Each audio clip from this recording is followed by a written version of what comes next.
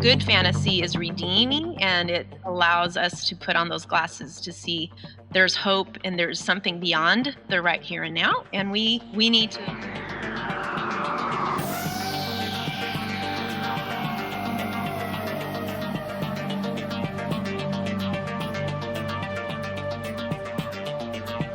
Welcome to the Unrefined Podcast, broadcasting live from the edge of ordinary. We're tuning the dial to the supernatural, the fringe, and the faith that won't fit the mold. Hey, you guys. From the depths of Eden's echoes to the clash of swords in the unseen kingdoms, her words carve open portals to worlds tethered to our own. These are not just stories. They're chronicles of courage, faith, and mystery, written by one of the voices carrying the banner of the unseen into our day. An author, mother, and grandmother, a member of this very podcast, and a creative force to reckon with, I welcome to the show today, Heather L.L. Fitzgerald. Hey, Heather. Hi. Wow. And Lindsy and Jen are on here. Hey, Lindsy and Jen. Hey. I don't know who this person is you're talking about, but she sounds great. What does the LL stand for? I didn't know if I needed to put that or not, but... No, you can just call me Heather Fitzgerald most of the time, but I figured the two initials works well for C.S. Lewis, J.R.R. Tolkien, and J.K. Rowling, right? So to name a few. So my middle name is Lynn. My maiden name was Love. Yeah. So Heather Lynn Love Fitzgerald. Cool. Yeah.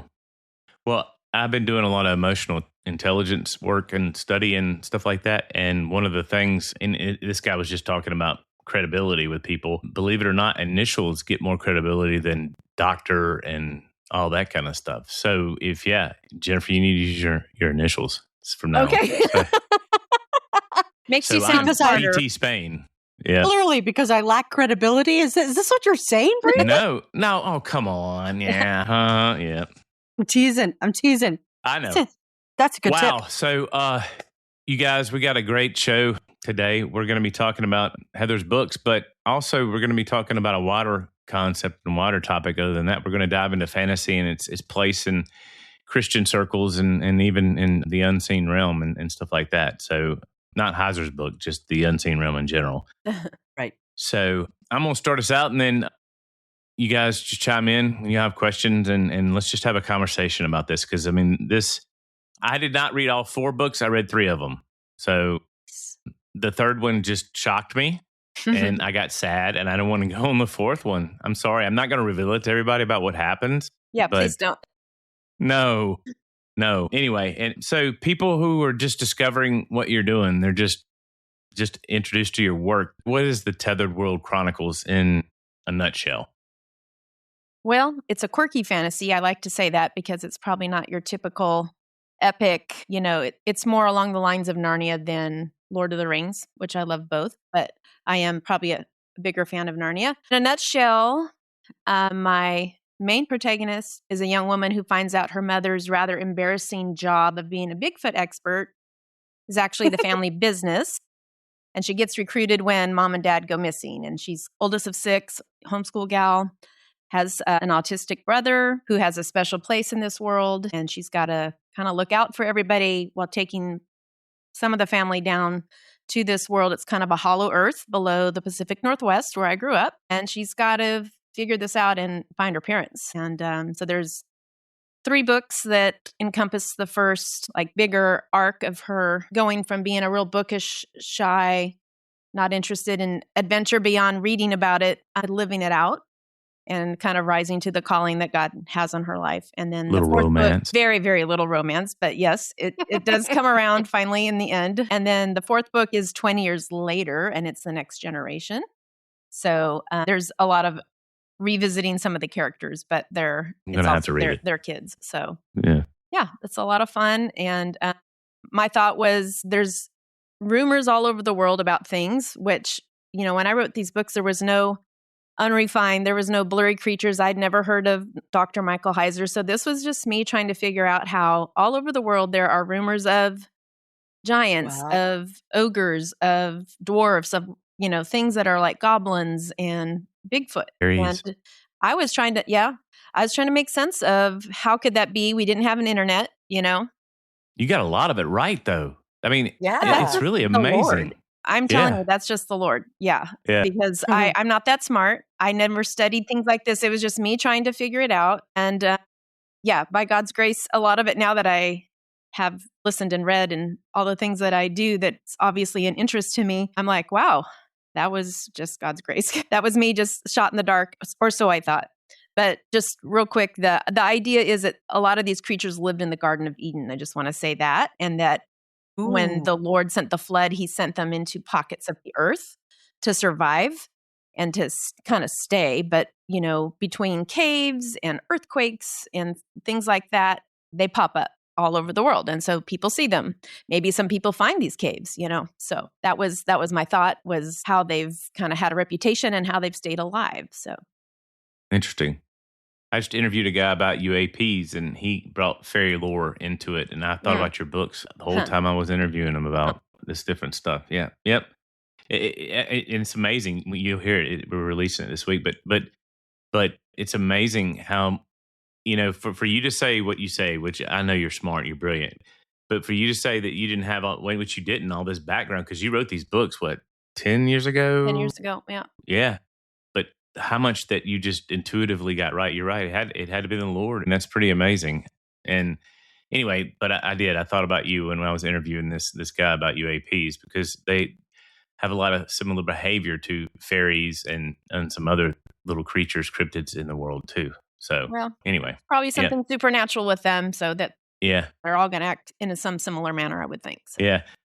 So what sparked your love for fantasy and storytelling when you were young? That's a interesting question, because when I was real young, I wasn't that interested in it. I was raised in the 70s and 80s when the whole satanic panic was going on. So anything to do with witches, I was not really allowed to read it, or, but I was public schooled, and there was a time when I had to read, I think it was 5th grade, I had to read The Lion, the Witch, and the Wardrobe. And there was a witch in it. And I just kind of read it like this, like at arm's length, and got through it. Demons will jump up. Anyway, yeah, it was silly, but that was just how, and I was a rule follower. So I was, I just had to check this off my list. I had no idea who C.S. Lewis was. We didn't talk about that. My mom probably didn't even know I read the story. I just did it to get through the class because it was an assignment. But there was a lot of guilt, because I was reading a book with a witch in it. And so I missed the beauty of it. I really did. But ironically, my father always carried around a paperback book that was either sci-fi or fantasy. He loved it. He read it just, like water. He always had a book. That's my memories. He's passed away now. And I wrote these books after he died. So I'm like, oh, he would just be flipping out that I've written these stories, Yeah. But so I have that memory of him. And it wasn't like my mom ever said, don't do this, but it was just so ingrained in youth group and church that all that stuff you just stay away from, that I couldn't enjoy it for the good work of fiction that it was. So it took me growing up, getting married, having kids, and deciding to homeschool, and just maturing to go, hey, there's probably some really good literature here that I'm missing out on because I was just too black and white about it.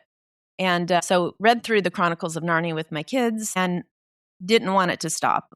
That was just, it was so magical. My favorite book is probably The Magician's Nephew, just seeing how it all was set up. But I loved the whole thing. And I was like, I want more books like that for my kids. And this is before the internet was really much of anything. And, so I just started kind of playing with ideas and writing really, really as a side hobby. I mean, when you're homeschooling, I have a son with autism, I didn't have a whole lot of free time. So the books came a little later, but the ideas were kind of stewing very silently. And when I finally started writing, and my husband started reading some of what I was writing, he was like, who is this person? I have no idea. I had no idea you had all of this in your head, And I'm like, surprise. Yeah. He's an engineer. He's very opposite of me. Left brain. Yeah, very left brain. I'm very right brained. And we complement each other well because of that. And he's very supportive. But yeah, he totally was just like, there's this whole world of you I don't know, this whole depth. And I'm not one of those people that geek out and talk about it and follow everybody that's in that creative sphere. So it was a very quiet reveal. Yes, you could say. Yeah. So I know some of your daughters. I know Mackenzie, and so when I'm reading these books, I can't help but feel that they have like this real lived-in feel to it. So how much of these books were based on your family, either of origin or the family that you were in the process of raising at the time? Yeah. Well, if you know my family, you know you've probably found their names scattered all throughout. And I would say probably 80% of the names in the books are in some way a friend or family member. I might have changed their spelling, like my best friend's daughter is Veronica, but Ravonica is one of the gnomes in my book. So I've just switched, two of the letters. So that's all over my book, just as a nod to them. Now, do I think my friend's daughter is a gnome? Is it based on her in any way? No. And I've had to also tell my friends, like, if I just chose your name and it was some random weird thing, I don't think of you that way, And so, yeah, my kids, Mackenzie's the last name of one of the officers that shows up when the parents are kidnapped. So those really aren't based on my children, but the dynamic of the family, I really wanted to show without being preachy with either the agenda of, like, I didn't have an agenda with, I'm trying to convert people to Christianity or I'm trying to convert people to homeschooling. That was not at all my desire. I feel like when you have an agenda, that's what comes through. You don't get the story, you don't get the plot. But I wanted it to be a backdrop of what was normal to them, because that was normal to us and the people I knew. They have an adopted son. I haven't adopted anybody, but I have lots of friends that have adopted young kids. And so I wanted that to be like part of their normal. It's very common to have kids in a book that their parents are divorced. That's a tragedy, but that kind of helps inform who they are and maybe makes them make decisions through the book because of the hurt of that. But you're not like preaching about like divorce is the way or divorce is always the worst thing ever or whatever, So I wanted it to be homeschooling was the backdrop and a faith that was lived out is the backdrop. But I wanted a public schooler to be able to read this book. I wanted non-Christians to be able to enjoy the story. Hopefully they'll get something out of it that would lead them to the maker, as I call the Lord in the tethered world. But also just have hope, there's so much darkness in fiction these days, particularly in fantasy. I want to be able to give a different side of that and show that families that love each other are real. I hope my family came across that way. My family loves each other like that. My girls are my friends now. They're all married and have children and they've chosen to homeschool those that are old enough to be in school. And what an honor and privilege that is to watch that happen and be lived out. And it's not because I did it perfectly and laid it out. Now this is follow my example, it's their choice. And they've come around. It's kind of funny how when they're young adults, they kind of push you away. And then when they get married and start living life as all the responsibilities, all of a sudden my husband are like, it's like we're brilliant now. They can see that we did the best we could. We didn't do it perfectly, but we did it with a lot of love and faith. And now that torch is getting passed on to the next generation. So, I mean, I'm super thankful. And I hope that comes across as very authentic in my books and not as some sort of like preachy thing. I do not like a preachy book, and I certainly didn't want it to be preachy. Based on reviews, I feel like it's been taken well as just, a relatable family and a refreshing family, because they're not on each other and hating each other and trying to run away from the responsibilities and whatever. So, yeah, I thought it was very authentic. On that note, Heather, just in the second book, when Sadie's kind of catching people up, if I'm remembering that correctly, like, it didn't feel like some sort of forced exposition to me. It felt like a teenager explaining something to people. So I thought that was really cool. Thank you. It's a bit of a trick when you write, a continuing story, and you have to assume some people are going to start in the later stories. Just maybe they're, not aware of the other ones yet or can't get a hold of them or whatever. So you do have to like catch them up, but also, people have read the other story and they don't need a whole rehashing. So I hope that was done well. I have good editors that help me like go, it's too much or whatever, backstory. So yeah, it's kind of a delicate balance, but I hope that did come across well and not as tedious. So thanks. And I have a question. So you talked about the satanic panic thing, and we are all of the the same age there and had to Yeah. put up with that. Did you get pushback because these books are about fantasy? Did you receive pushback, and who from? And Yeah, that's a good question. how'd that go?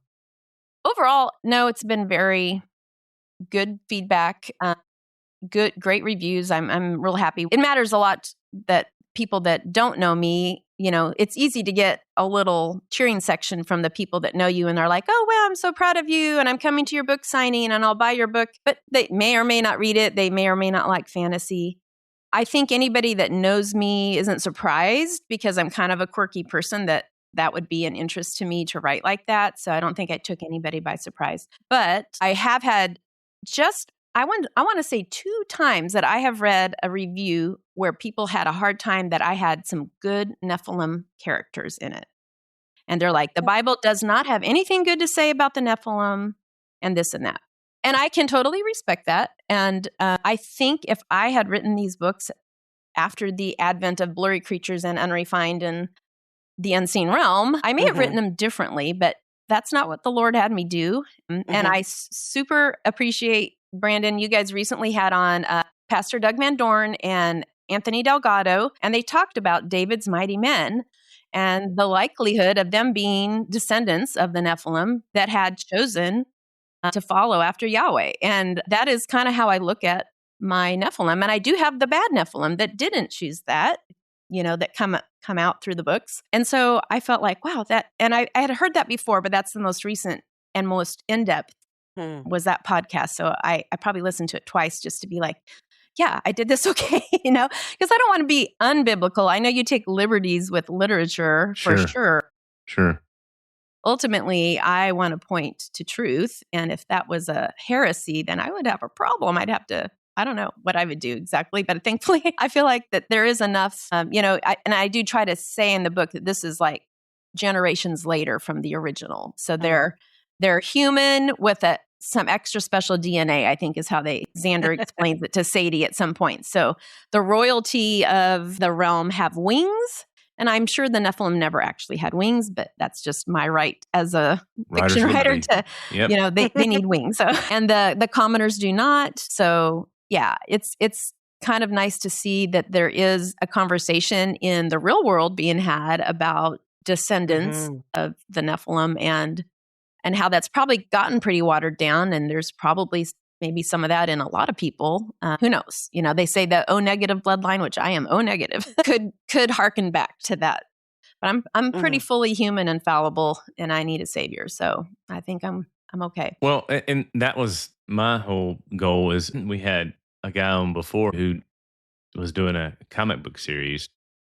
I interviewed him with my brother-in-law, and then Lindsy and I interviewed him again later. He's the one that really brought me into that beginning to, and see, in this whole journey, it for me has been exploring the gray, because I believe the world, there's black and white in the world, but we're not God. God sees everything perfectly and sees everything black and white. To us, there's gray, and there's going to be gray. And I'm just so tired of, and this goes back to the satanic panic.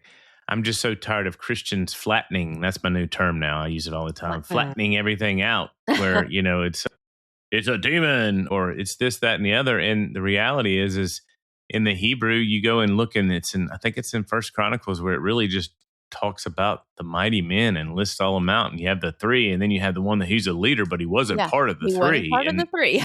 Yeah. And so it's just, why so much detail? What was so special about the mighty men? And then, realizing that in earlier passages in Genesis, mighty men was always equivalent to something bigger than just a warrior. And they were listed as slaying like thousands, That's crazy. I don't think the average human has that capability at close combat range anyway. So no. Yeah.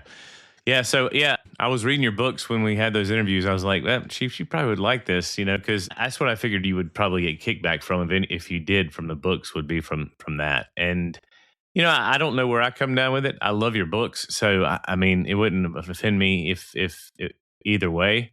But at the same time, I think there could be a case. There's what I call unbelieving believers out there that are all about textual criticism and scholarship to the forsaking of any Holy Spirit led type Right. stuff. And that's just my opinion. Yep. And they probably would go hard against it. But Mhm. I think there's room for exploration. All this is new to us, and it needs to be. And we need to explore, and we need to feel free to explore and safe, to explore. So, which, unless you guys have any more questions about the book, that's a good segue into what we want to kind of talk about today is just fantasy and the Christian. Yeah.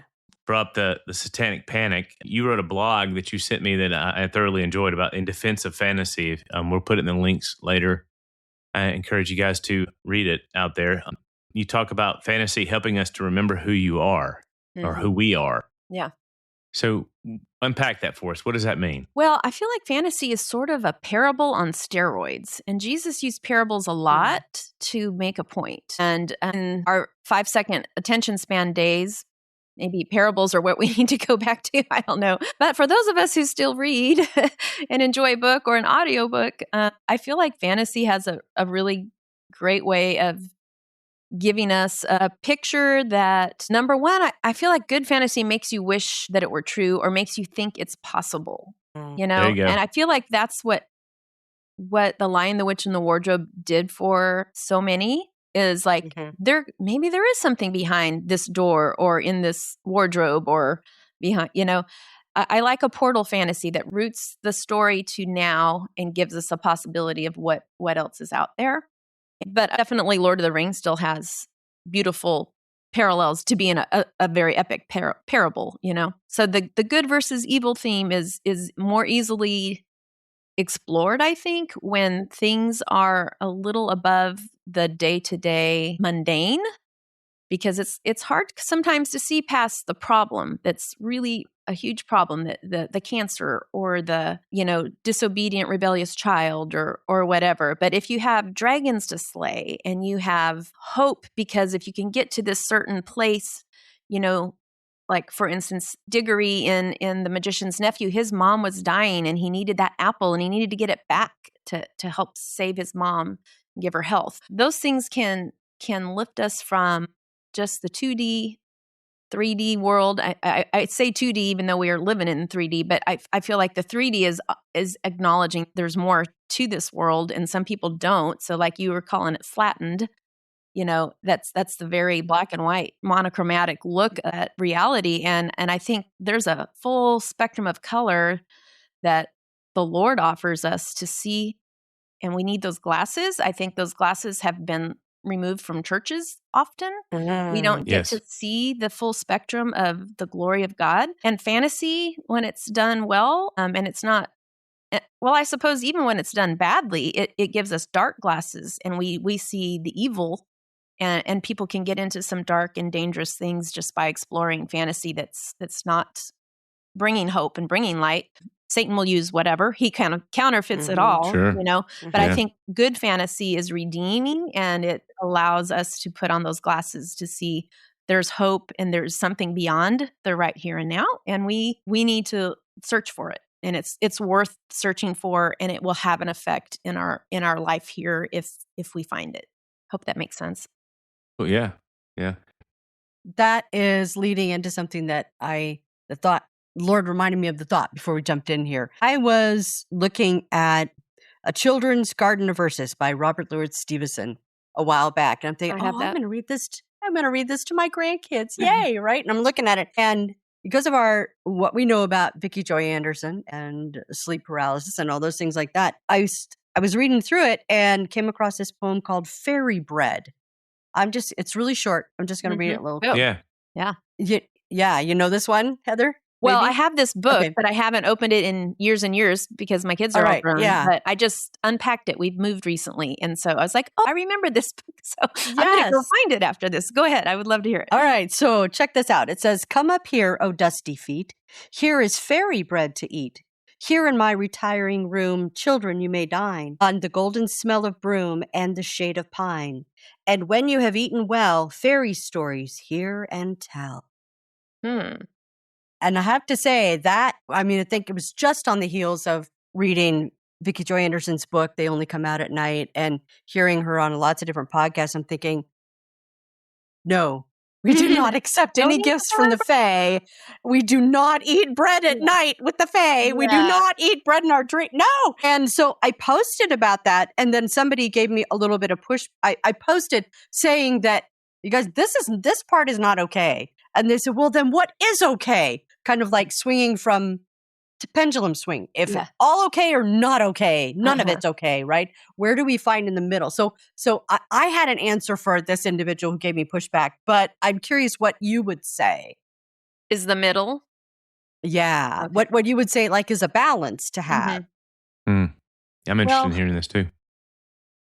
I would say that kind of falls under the category of like, is it okay for Christians to drink alcohol? One of those questions. You know, I feel like the Lord has kind of wired us all differently. There might be some that can read that and take it for, well, that's interesting. Let's talk about it. Why would this not be good? You know, and other people would be like, stay far away from that. Right. So like Brandon was saying, there's this gray area, and I don't know that we all walk and are supposed to walk in the exact same path of that grayness. Just depending on our history, how we're wired. I totally understand why people say don't drink, you know, if they've come from an alcoholic family and they've seen the dangers of it. Part of that whole satanic panic was you don't drink alcohol no matter what. And it caused me to judge people if they drink. And so I'm judging people as not being a Christian, not being a believer because I see them have a beer or something. And thankfully, that's not my perspective anymore. I'm okay with social drinking. Sorry if that offends anybody, but if we got to start with the Lord. He did not drink grape juice. He did not turn water into grape juice. That is foolishness, you know. So if you don't like that, you don't like what he's done. So there is just a balance. And so taking that back to fairy stories, for instance, I did not let my kids read Harry Potter. Yeah. And I will say that I did that as a knee-jerk reaction to everybody's reaction about it. Now, I didn't read Harry Potter to know for sure that was a wise idea one way or the other. Okay. But I did read it as an adult, and I did love it, and I thought it was brilliant. But after having read it, I'm like, I'm kind of glad I stood by that conviction, even though it was a borrowed probably conviction, because it does get pretty dark, you know? But my kids, at least some of my kids, have read it as an adult and they've enjoyed it. And there are beautiful themes in it of love and sacrifice that are practically biblical. But there is some pretty dark ideas of, you know, splitting your soul and things that I've heard now that are actual things that occultic people do. Yeah, and so I'm glad I didn't expose my kids to that and have them at a very young and tender age have to like wade through that. So I think parents, you need to read first the things that come along for your kid, or read with them so you can talk about it. I mean, that's the best thing. If you can have that kind of communication about books, then you can have it with other subjects. When they trust your judgment as you're going along for talking about spiritual things in a book, they're going to trust you with talking about sex before marriage and drinking and drugs and things like that, you know, that you want to help them make wise decisions on. So anyway, I don't know if that's real clear with my gray response there, but I think that it a lot of it just depends on how you're wired, what your own background is, and how you take it when you read it yourself, you know? So I think that's right on. And especially like reading this stuff with your kids and talking about it. Yeah. I think that is like the head-on approach they're supposed to take. I do think, I'll tell you my response to this individual. I said, you know, the stories, fantasy and stories like that. I mean, we've got Lord of the Rings, we got Narnia. We had these fantasy books that give us these things. It's the problem I had is when it's saying that something is good when you know it's evil. Yeah. So if it's evil masquerading as something good, then no. Yeah. But if it's good, if it's clearly showing you good and evil as biblically presented, then I'd say go for it. Katie bar the door. Let's go. But if it's masquerading, then you need to talk about well, that. And it's inviting them to try something that's not natural to them. Somewhere along the way, and I might have this wrong, I want to attribute it to reading a C.S. Lewis quote. And he's got the famous quote that says, "One day maybe you'll be old enough to enjoy fairy tales again," which I do love because if you've gone through all of your, you know, I've got it all together stage, and then you open yourself up to a good fantasy fairy story, you do enjoy it in a different depth, I think, as an adult. Mm-hmm. But I'm not sure that this particular concept came from him or not, but somewhere along the way, I heard that when you're reading a story and there is a definite like people group that have abilities versus regular people like us that don't, when they're born that way and it's not an acquiring the way we can acquire abilities here on earth, like through witchcraft and things like that. Mm-hmm. When there's just like a definite black and white line of these people in this group can do this. These people have these abilities, and they, maybe one group can fly, one group can turn fire into water or whatever. And then there's people that are kind of caught in the middle of that, but they're not learning those abilities by some means that is a little clearer to kids because they can't cross over in this world. They shouldn't cross over to learning how to have abilities that are beyond what God gave us. And I mean, we do have things in the Bible that are miraculous, but that is still, it's not us doing it. It's the Lord giving us those gifts. So does that make sense? Like even in J.K. Rowling's books, the Harry Potter, those muggles didn't have the ability to have magic. And then the other ones were born with it. And there was no, like, never the twain shall meet. So that is like one good thing about the Harry Potter series that I think it doesn't teach kids to acquire it.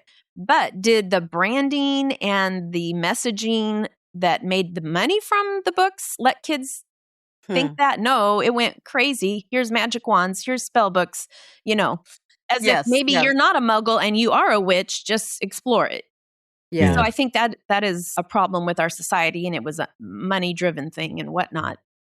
Well, that's been a problem in our society for 30, 40 years. When I was in fifth grade, and a little of my background, I was raised in church, but I was forced to go, and so I never accepted it. But in fifth grade, I found a spell book in my school library. Wow. For real, you guys.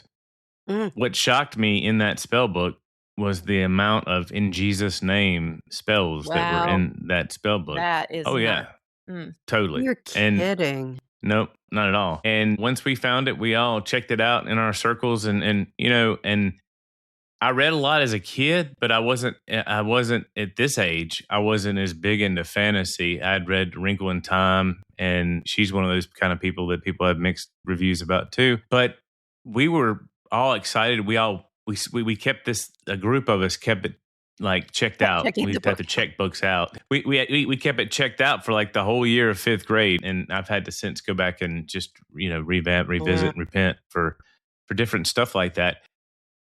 So I guess what I want to say, and then I want to ask is I feel like that the church, that Christianity, that we don't have a good doctrine of intention, whereas other religions in the world do.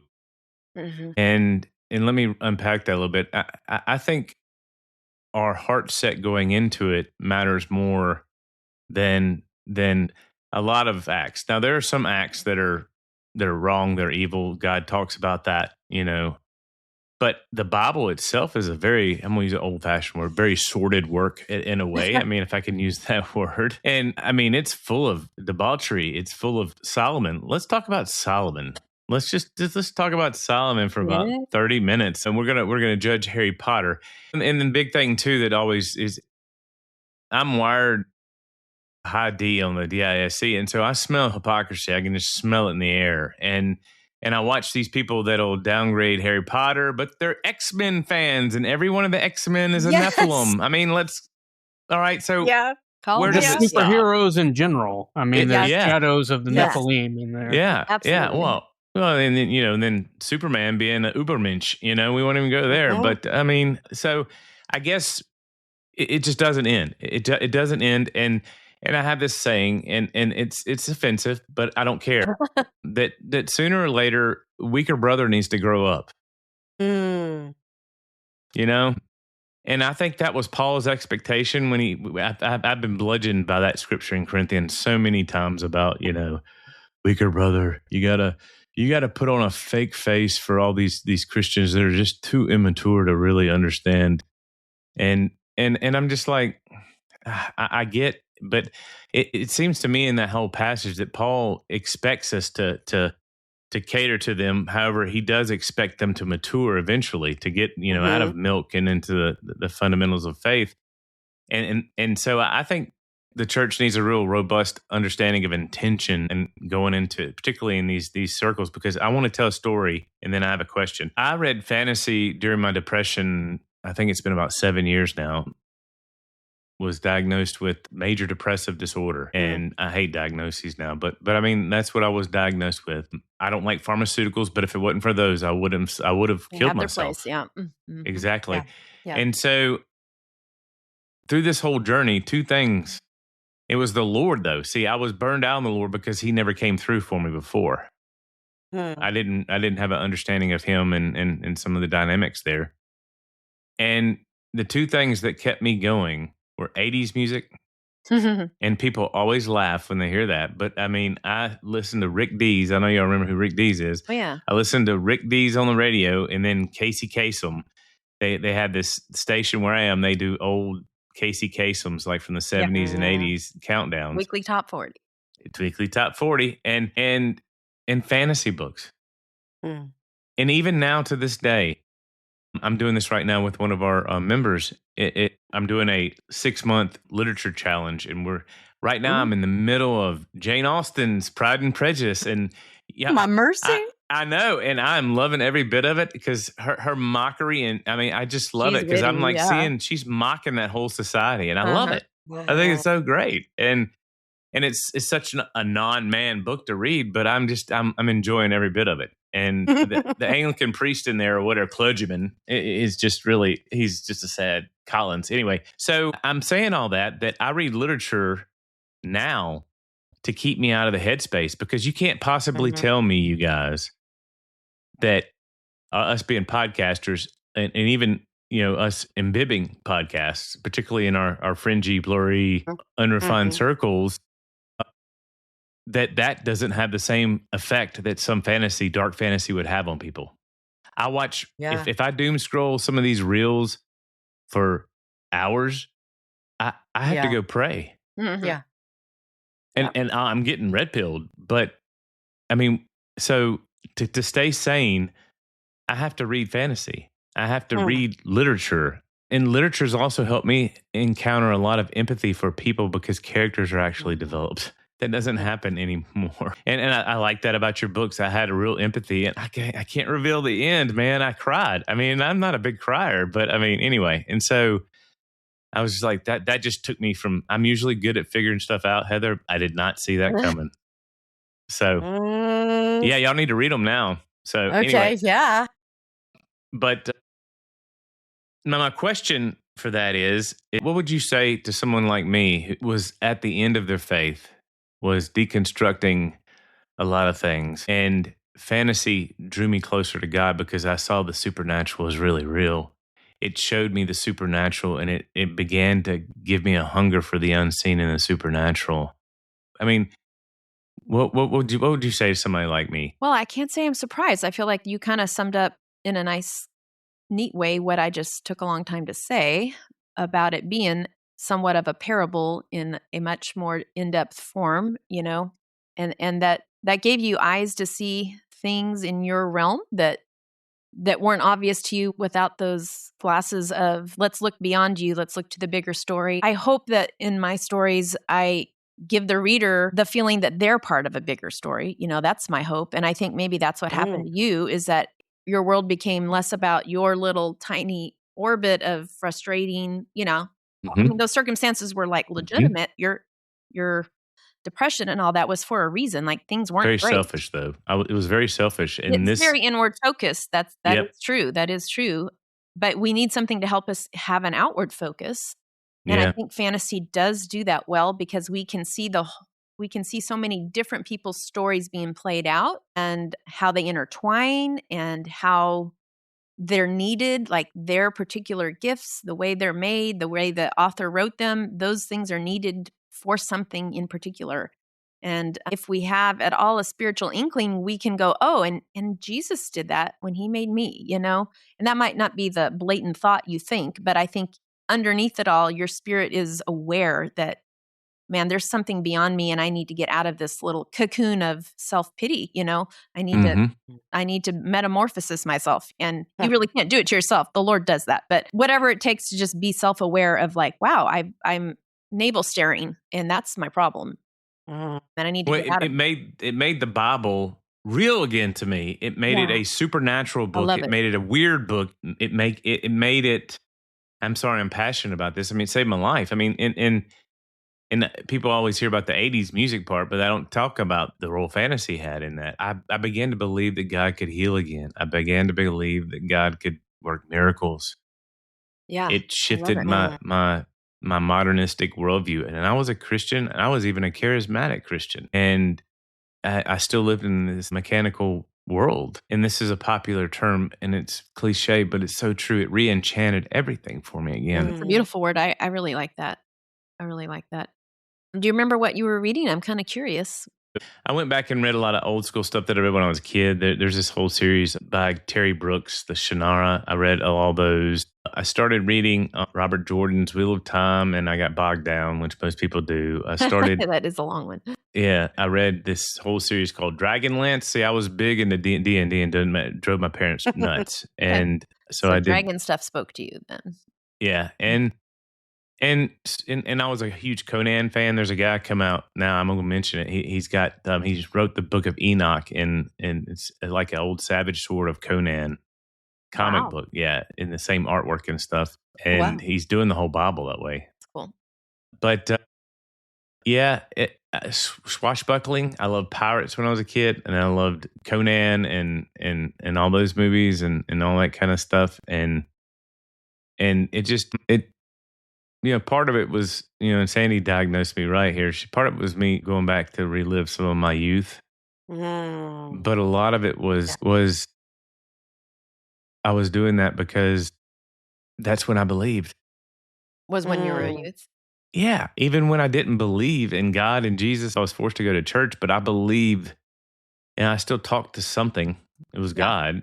Yeah. And I still, I believed something. Do you guys think fantasy connects us to that childlike faith a little more? I was just thinking about C.S. Lewis' Surprised by Joy. I mean, that's one of the big points of this book is this, that what we call nostalgia for him was just the Lord seeking to draw us back to him. The smallest little stupid cartoon I watched when I was a kid in the 80s and 90s sometimes can... Maybe I don't even like it now, but it brings me joy, and I can connect to the Lord. Takes you back to that feeling you had. Yeah. Mm-hmm. Yeah.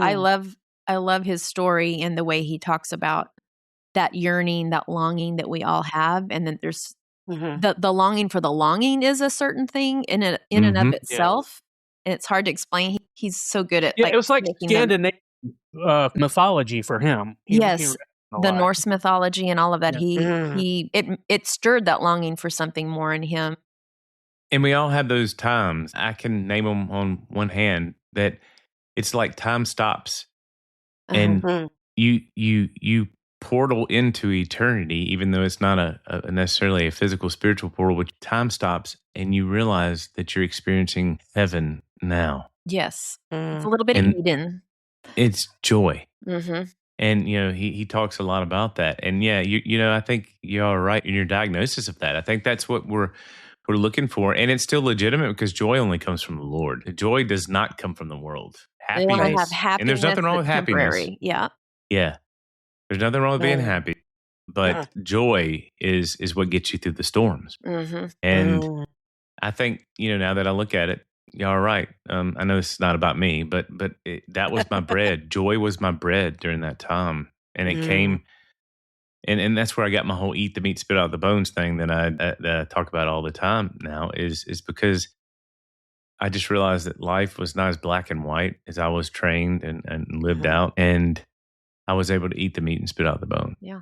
Well, like you're listening to 80 music is like Lindsay watching that cartoon, it's taking you back to a place where things felt happy and hopeful, and you can kind of reconnect with that part of yourself that says there's possibilities ahead of me and I want something more than I've got here. So, and I think fantasy. But I mean, do that.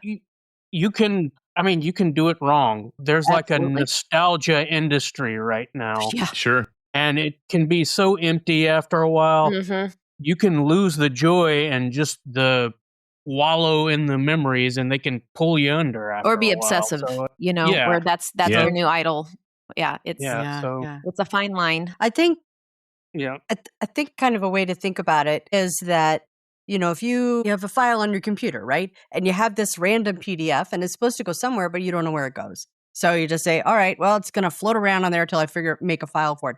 I think that like reading the fantasy stories, reading, C.S. Lewis and Tolkien and those kinds of things, and your books give us a filing system for this new information. It gives us a place for it to go, and then you can kind of go into that space and expand. Mm-hmm. But if we don't know, you don't have anything about it, we have no place to put that information, it doesn't mean anything. It's just this random recipe that's floating out there. It needs to go somewhere, but you don't know where it goes. Uh-huh. But I think books like that give us that, good stories give us that framework, and we can start to file things in there, and then it can expand our lives and our interior world and what we're able to think and believe. And yeah, it makes new things possible that maybe we didn't think were possible. Yeah. Like if you figure out it could be like this, it could be like that, Mm-hmm. and expansive wonder, childlike wonder. I think that's one of the things that Brandon was saying about your book is that it brings out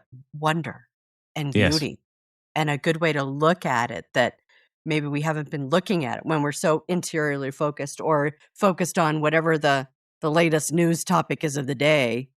Right, stepping out of that and taking time to be in wonder and beauty, and cultivating that joy, and those are all really good things. It's so much harder now that we all have a little attention sucker in our hands that we can doom scroll. I mean, there is something spiritual to it. I absolutely cannot scrying believe mirrors sometimes how I can waste an hour. And I just went on here to do this or that, and I got distracted, and an hour of my life I can't get back. And I have to right. It's terrible. I mean, phones have, it's like anything else. It's a neutral thing, but I do think there's something behind it that's just wanting to suck us from living, from the wonder. And we want to live our life in comparison because now we can see what everybody else is doing so perfectly that we can't live up to. And, it's a joy sucker and a time sucker. Pardon? Because it's all real, Yeah, absolutely authentic. Yeah, 100%. Yeah. Well, I want to bring this out. I think this is great. We're talking about this because who is the most incredible storyteller par excellence? Jesus. Mm-hmm. I mean, he continually used stories to teach. He used stories to enlighten, but he used stories to encourage. And we just glib through the parables, and we want to like suck the pollen out or whatever, and not enjoy the actual way he told stories, the way he used stories, the way. Right. And God even intended that. He even goes back to Isaiah, and he uses that passage continually about they have eyes to see and they don't see, and they have ears to hear and they don't hear. One of my coaches right now is really encouraging me to storytell, to use stories and all that kind of stuff. And I'm working on a book. It's a nonfiction book. And I'm thinking, maybe I need to work on a story. But even beginning to use stories in my coaching and stories in my ministering. And I just think that we need to explore how good Jesus was as the exemplar of it. Could it be that we're not even really following Jesus if we're not telling stories? Well, I don't think we can categorize it that black and white. As you just said, there's a lot of gray. I know, but we always follow his morals. Yeah. We have these strict tenders, but we miss that it's often encapsulated in stories so that people can actually grasp it. Yeah. Right. Yeah. Yeah. They were pretty provocative to the Pharisees. He was a little pointed, And then all of those stories are in a book that's all a story of God's story in the Bible. So obviously stories are super important. And well, first of all, there's what they call imposter syndrome. When you finally write a book and you wanted to write a book, you feel like a faker. I never told people, what do you do? Podcasting. I'm a stay-at-home mom. Yeah, I suppose that would feel weird to say that, 4 books in, I kind of have to say, well, I'm a writer or something like that. But it's still, it's a little like embarrassed. And no, I don't make really any money. It's hard to sell a book, there's just all of that. That's just the truth of it. But honestly, I'm in good company. Jesus told stories, and Exactly. I need to remember that. And I stories have touched me. Obviously, they've touched you guys. You know, like that. That's there's power in that. But I don't want it to ever point back to me. I can't really help Right. anybody. Right. But if the Lord Right. can use a story in some way, then that's fantastic. And obviously, He did all through the Bible. So yeah, it's good company, and I shouldn't feel embarrassed, I guess. But it is a little weird, you know, when you do something that's kind of different from everybody else like that. So Yeah. Yeah, I mean, fantasy is in sci-fi too, but fantasy is not generally a genre that most people would write in. but yeah, I get Even- a lot of you do what? You know, Yeah. what? Yeah. What's that? You know? You look so normal. Frank Peretti kind of dabbled in it, but his was still not fantasy. I mean, it Frank was, but it Peretti? wasn't. Yeah. So Yeah, he was a early, you know, on the scene with just exposing like Yes. what's behind the veil. So Yeah. I loved his stories growing up. oh yeah, Now, I love them too. Yeah. and they were Yeah. Christians, Yeah. so they didn't like necessarily have the witch I had to avoid, although somebody might have been Right. involved in the occult. So yeah, those were like an okay thing because people in church were reading them, you know. So Yeah. I loved those stories, and I got to meet him at a writers' conference, That's awesome. and he Yeah. got So a little cool. picture with him. Yeah, just fangirling. I a got little to meet him bit. too. Oh, did you? I totally fangirl. He okay, it's a silly story, but he was at a church, and how he behaved there has meant so much to me. So it was just a church nearby, and I'm like, he's in town, I am going. And of course I took Was my he stack speaking? of he was Oh, okay. speaking at the two different services. Okay. So I was going there, and I took my stack, and it was a stack of Frank Peretti books, and I'm going there, and it's in between services. I'm like, I don't want to bombard. I don't want to scare the poor man. But I went up to him, and I said, it's been a pleasure, you know, and talking. And then he took my first book and he signed it, and he just reached out for the second one and the third one and the fourth one and the fifth one. And to me, to see a speaker in the middle between services, right? You know, you have a little bit amount of Yeah. time. You've got all these things you have to think about. It was just like, he was there for the Lord, and all the time that was necessary would be provided. Yeah. And I've always remembered that Amazing. if you're there for the Lord, all the time you're going to need is going to be there, and you don't have to worry about anything there in that situation. Yeah. I love it. Yeah. So No, I authentic. just love Well, it. it also shows a lot of integrity with him too. Yes. Yes. Just the fact that it's not about him. It was about, Exactly. like you said, him doing what the Lord wanted him to do. Yeah, that's awesome. Exactly. Good story. Cool. Well, I have one more question, and then if you guys have any more questions, what were some of the spiritual themes in the Tethered World that you didn't realize were there until after you wrote the books that you went back and read them later? You're like, oh, I didn't even see that when I was writing that.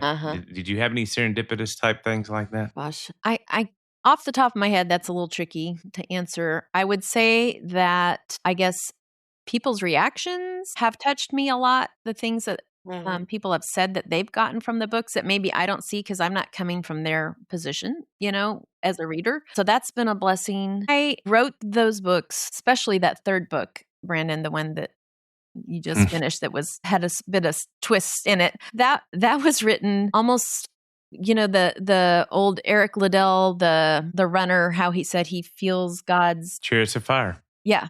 God's, what is it? God's joy when he runs, or I'm not. Pleasure. Yeah. Pleasure. Yeah. That was how I felt writing that book. I had a very, very loose plot, like maybe 4 or 5 things I wanted to accomplish. And that was about it. And I knew I had to get there, and I had a deadline. I had to write that book in, I want to say 6 So you didn't have all months. this mapped out. Did not. Wow, this makes it Did even not. better. You evolved when you were right. Yeah. I was going to ask you that question. I completely skipped it. They call people, writers are either plotters or pantsers. I know people that have storyboards and each chapter's written, you know, in little sticky notes. No, that's not Heather. Yeah. And Heather there's has good to ones in wing both. it. There's good ones in both camps. Yeah. There are. Yeah. I have what I call jumping off points that I'm trying to get to, but it's an adventure for me getting there, and the characters sometimes take over. It's really a lot of fun because it's lots of twists and turns. But my third book was the most like that, and I spent trying to get my deadline met. And my publisher has since apologized because I ended up having just like 6 or 8 months to start and finish that book, and that's pretty short. especially when you don't really have it like clearly in your head what you're trying to get to. All that to say, the last couple weeks I spent on my couch on my laptop writing it and sleeping about 2 hours a night.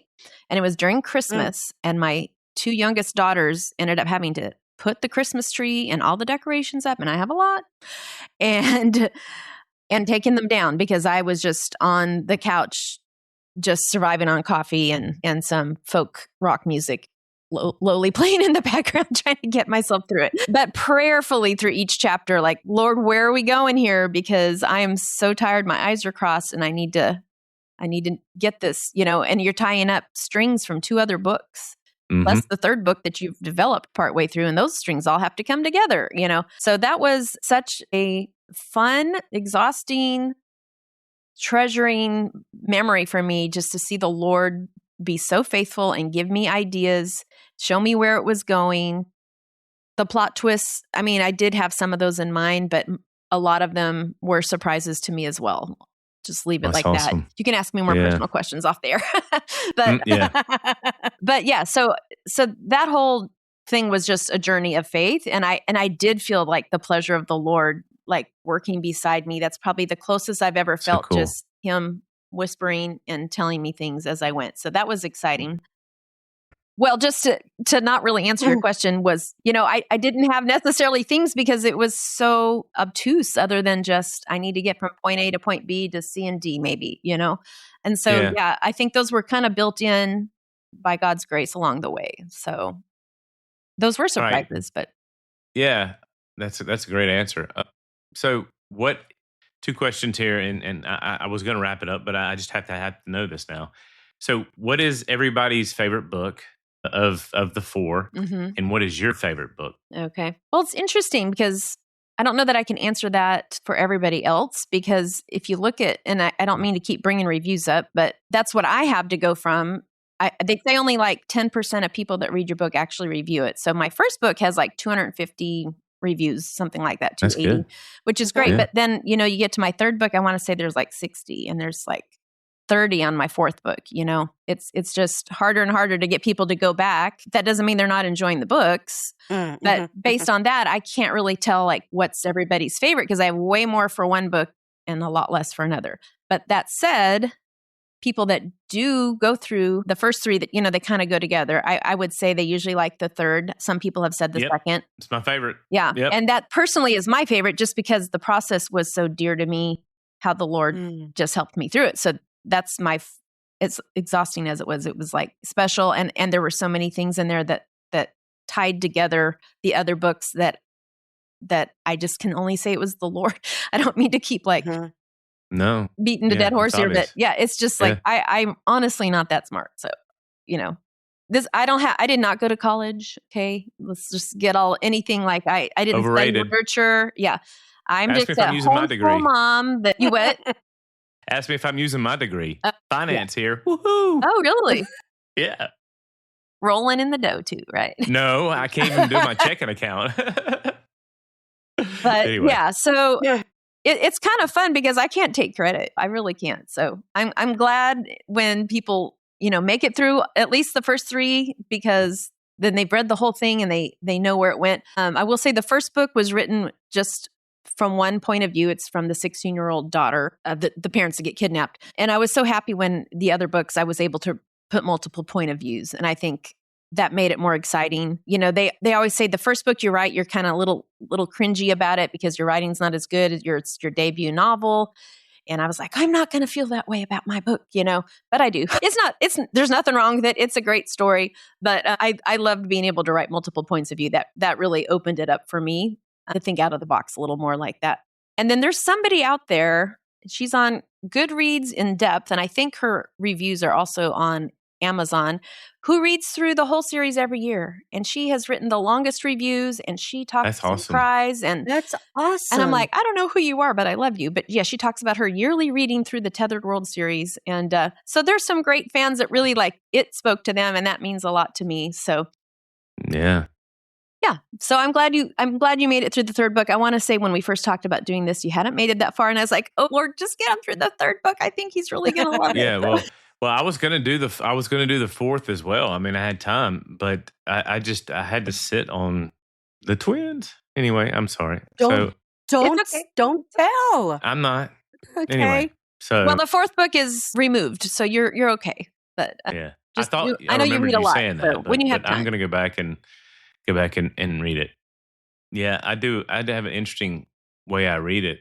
I read it and listen to it at the same time. Okay, I've heard that a few times. So Yeah. yeah, So some people kind of I understand better when they're doing both. Except I hate when Oh. the AI like mispronounces the words. It drives me crazy. But other than that, I mean, I use Speechify, and Okay. I just go into my Kindle, and I bought it on Kindle Uh-huh. where I got the new thing with all 4 of them together. Okay, in the nice. Did you know they did that? They Did did. you know about it? I haven't gone back to see if it's been successful or not, but yeah, they did bundle Yeah. them all. So that's cool. Yeah. It was really cool to get that. I'm sure Speechify can't pronounce all of the made up names that I put it together. Well, it There's a depends lot. on if I use a British dude or a British woman, and sometimes they're kind of true to the British pronunciations. Interestingly Okay. enough, but I love Speechify. I mean, it's helped me increase my reading speed too. Nice. So yeah, but usually when it comes to stuff like this, I don't read it double speed Uh-huh. because I want to enjoy it. I'm reading this to enjoy myself, and I'm not reading Right. it for. Just information. It drives Well, me nuts hearing people talk fast. So sorry. Go ahead. Like that guy in the 80s. What was his name? I can't remember. They had him all on the commercials. He talked fast. The micro machines. Yeah. Yeah. Heather, I wanted to ask you, what advice would you give to aspiring or new writers? Read widely, not well, might not read well, but read You need to widely. read well too. And join some sort of writers group. And these days they have them online, so you don't even have to get out of your house. You know, a lot of writers are very introverted, but if you can do it in person, that's really super helpful. The groups I've been a part of, you take 5 pages of your work, and everybody listens to you read it, but you bring copies and they mark stuff, and you want a mixture of people that are further down the publishing pipeline than you, and just people that like your genre or whatever. There's usually groups out there where they kind of meld that together. But these days, a lot of them are online. Cool. But it's just getting feedback, and don't be sensitive and thin-skinned. That criticism is for your good, and that doesn't mean you got to do exactly what everybody suggests. But yeah, I think it's real helpful to just hear. These are the people that are hearing your story. It's different in your head. It's different when you know all the nuances that other people aren't picking up on because you know what's going to happen or whatever. Yeah, you need that just like raw input of somebody that's reading your story for the first time, and they're not part of the conversation you're having in your head about the whole thing. So yeah, I was about to that's say that. good. yeah, That's good. was super helpful to me, and I do wish I was part of a group. Now, I want to shout out. That reminds me to Realm Makers. I don't know if anybody's ever heard of them, but they kind of split off from the American ACF, American Christian Fiction Writers, ACFW, because there was becoming such a huge fantasy and sci-fi Christian group of writers, and they were just like one category in this Christian Fiction Awards. So they started their own, and it's called Realm Makers, and I haven't read every book. There's probably hundreds and hundreds of writers that have published and won awards and whatever through them. But I have friends that run it, and they are fantastic Christians that love the Lord, and they want to reflect that in the books that they carry. You can buy their books online.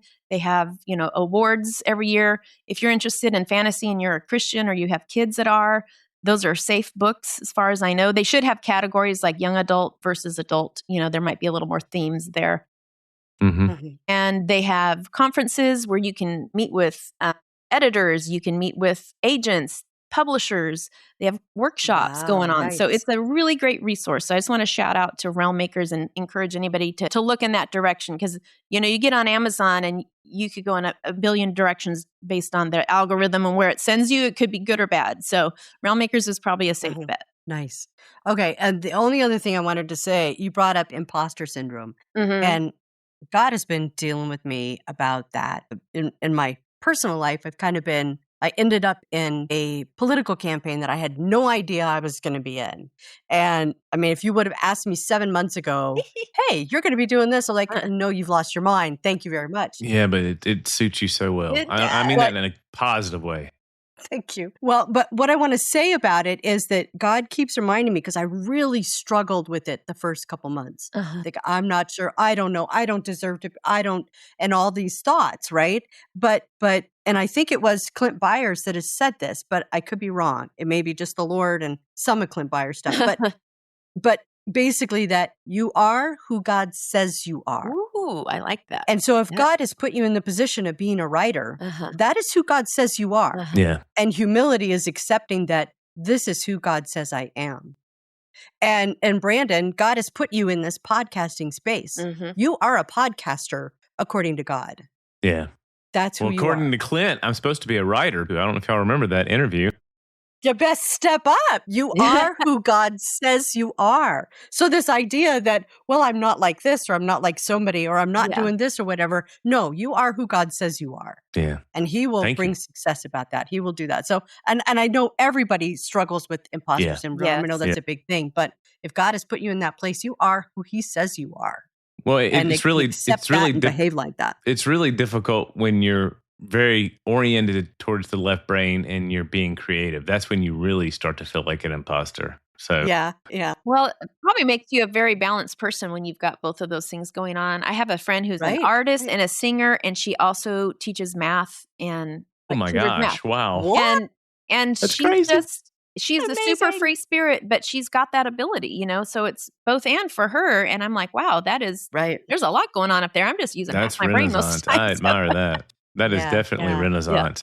So, all right, you're a writer. So what are you writing now? What's coming? What's in your future? Can you give us a snapshot here? Ask that question. I'm not. You should have sent me a text. I would have. No. Okay. So this will be my. Do you have something you're working on? Kind of. Yes or no? This is my public confession. Okay. Nothing too interesting here, other than the fact that, number one, Heather works much better with a deadline than just on her own, because my right brain self always has other stuff that I need to get done rather than sitting down and working in that way. So, I do have a series, and I feel like right now I've got so many ideas because I do listen to so many podcasts now. This could go in so many directions, so I kind of need to really let the Lord just settle that. But I have started on it, but I honestly started on it probably 7 or 8 years ago, and it's just been kind of barely limping along. But your life's been very busy. It has. And starting about 5 years ago, my mom had a stroke, and things have been, kind of in crisis mode on and off with her.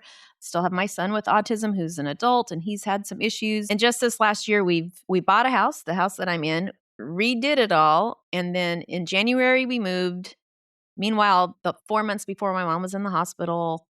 I'm saying all this as a means of saying, I feel like I had good reasons. We just closed on our other house 2 weeks ago and sold our other house, moving our son back home with us. He lives in a group home right now. So I have had legitimate reasons, but the Lord absolutely convicted me recently. I want to say maybe 4 or 5 months ago, that I haven't been faithful to the gift that he's given me, because I have just used excuses to not sit down and keep writing. And so I confess that I need to get more serious about it, and I'm more scheduled. I'm just not one of those people that's good at that, but God can help me with that, Well, here's some encouragement. You do have a gift.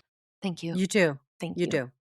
Yes. So I'm heading that direction. I just went to a C.S. Lewis Writers Conference in Colorado, and that was just filled my cup. And it wasn't on how to write like C.S. Lewis. It was just people that are like him that just poured into all of us hungry people that love that kind of thing. Weird. Do you know who Malcolm Guite is? He's an Anglican priest and a poet and a Cambridge professor. He's moved in, and he was fantastic. And then Andrew Roycroft was an Irish poet. And I don't even do poetry, but I'm starting to just dabble in it because what they did just meant a lot to me. And then Andrew Peterson, shout out to one of my favorite writers. If you've never read the Wingfeather Saga or listened to his music, he's a storyteller, Christian. Love his music. Saga. He's so good. And I've seen him multiple times, but I never can get tired of Andrew Peterson. And he's just a real humble approachable man, So Mm-hmm. so that filled my cup and is kind of like pushing me forward. And Good. so, we actually moved into a house that has what I call a library. So I have like on shelves where I can feel like, Awesome. this That's is so cool. the writing life is attainable again for me. Yeah. So if you told me that I was going to be busier as a mom that's an empty nester than I was as a homeschool mom with 4 kids and one with autism, and I taught ballet at a homeschool fine art school for 15 years, I would have said, no, I'm looking forward to the day when they're all out of the house and life's going to be easy. That is not true. So Yeah, Mm-hmm. I can bear witness to that. Yeah, Yeah. definitely.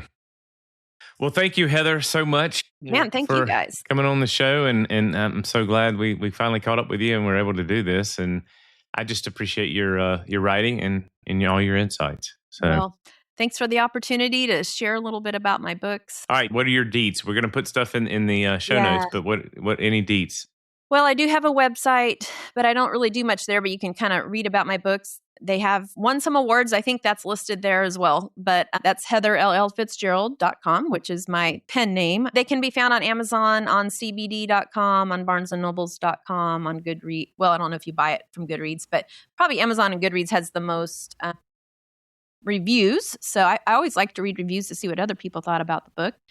And I might add that my dream book to write, I didn't talk about this early on. I hope it's okay to take a minute to say this. Sure. I have a spin-off of a Narnia book. It's really my desire to write. Oh. But Cool. I feel like I have to kind of like work through just what it means to be a writer and to get a little more depth of soul before I can.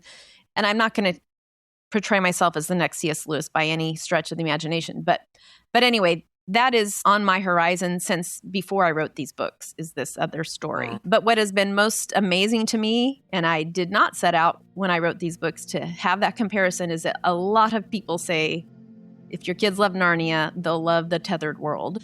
So that has been like probably the highest compliment and a pretty frequent one in my reviews. And so that means a lot. So if you did love Narnia and you're listening to this, then I hope you'll give my books a try, because it's one of those that does make you hope that the wardrobe or the cave or the monolithic rock would house something, an adventure for you and your family. So it's a good read aloud. It's clean. The romance in it is only hinted at through all 3 books until the very, very end of the 3rd book. There is a kiss. So, spoiler alert, a very sweet kiss at the last chapter, I think, of the book. So, and there's also book club questions at the end of the first 3, and the first 3 are on Audible.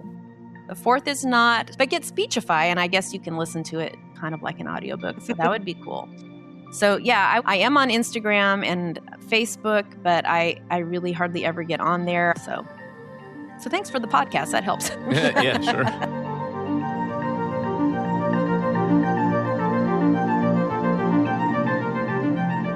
Thanks for listening and supporting us. And remember, stay naturally supernatural.